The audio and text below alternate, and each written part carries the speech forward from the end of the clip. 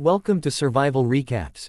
Today we will be recapping an episode from the series, Supernatural, titled, A Very Supernatural Christmas. Enjoy and be sure to subscribe. It's Christmas time, and paranormal hunters, Sam and Dean Winchester are posing as FBI agents, and speaking with a woman, who has reported her husband, Mike Walsh, missing. His wife tells them that her husband was downstairs decorating, when she heard a thump on the roof. She then heard her husband screaming, and when she went to check on him, she couldn't find him anywhere. This is the second reported case of a man disappearing from his home in the middle of the night, the first being a missing grandfather. They search around the home for clues, and eventually find a bloody tooth in the chimney, suggesting that something may have dragged him up there. They get back to their hotel, and after researching various lores, Sam believes that they are dealing with the spirit of the anti-Santa, known by various names such as Krampus, Black Peter, and Belsnickel. Legend says that instead of bringing presents, this entity brings punishment for the wicked. Sam does some research, and he realizes that both of the victims visited the same place, an attraction called Santa's Village. While there, they see that the place has a Santa Claus, for kids to give their Christmas lists to. But when the Santa goes to leave for the day, they notice him grunting and walking with a limp, causing them to become suspicious. They follow the Santa, and decide to stalk his trailer home. Suddenly, they hear a woman scream coming from the trailer, and they get out of the car and break in. Inside, they see the Santa employee sitting on his couch watching a movie. He jumps up and starts yelling, but they pretend to be Christmas carolers and the old man believes them because he is drunk. Meanwhile, in another home, a little boy walks downstairs, hearing something in the chimney.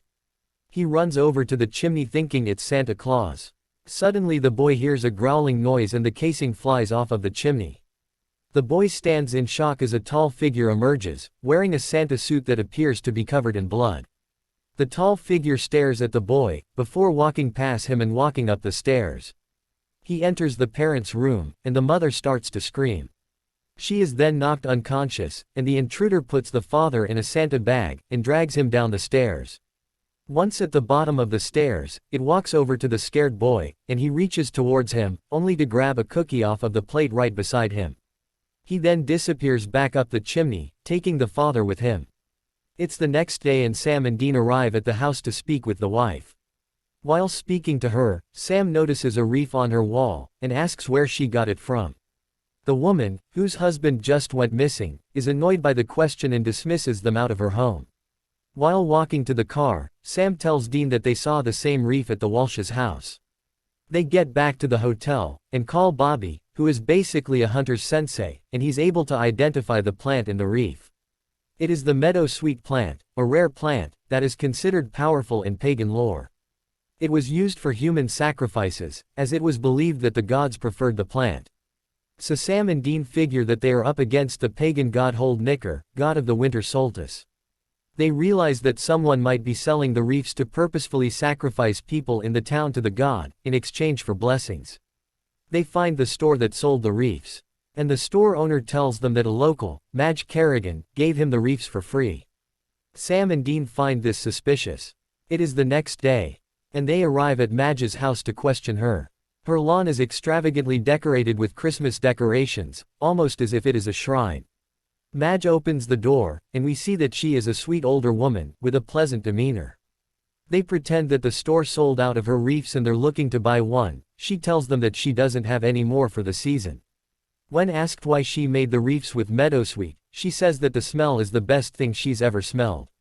Her husband approaches, and invites them in for peanut brittle, but they decline. They go back to their hotel and start to research the Kerrigans. They find out that they used to live in Seattle, where two men mysteriously disappeared around Christmas time. They moved into their current home in January.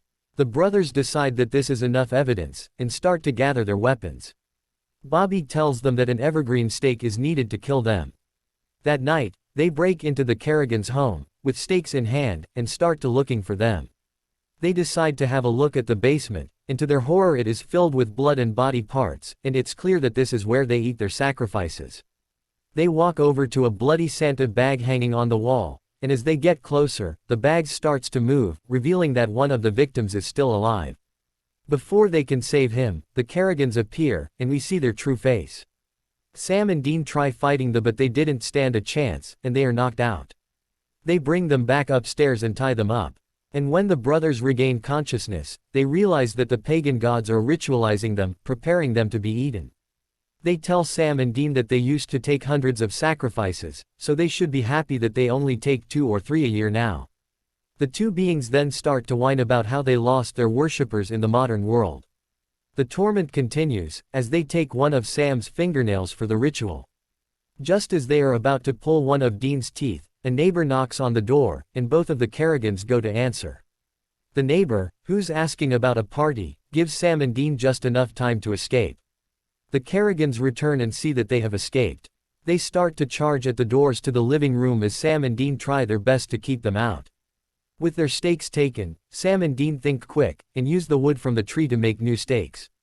Eventually the Kerrigans break into the room, and they all start to fight, before Sam and Dean surprise them by pulling out the stakes from the tree and stabbing them both in the heart. With the case now solved, the brothers return to their hotel and decide to have a Christmas celebration, in honor of their makeshift Christmases that they used to give themselves, as growing up with a father who was a hunter meant they were usually left alone on the holidays. And the episode ends here. This has been Survival Recaps. And as always, thank you for watching, and see you next time.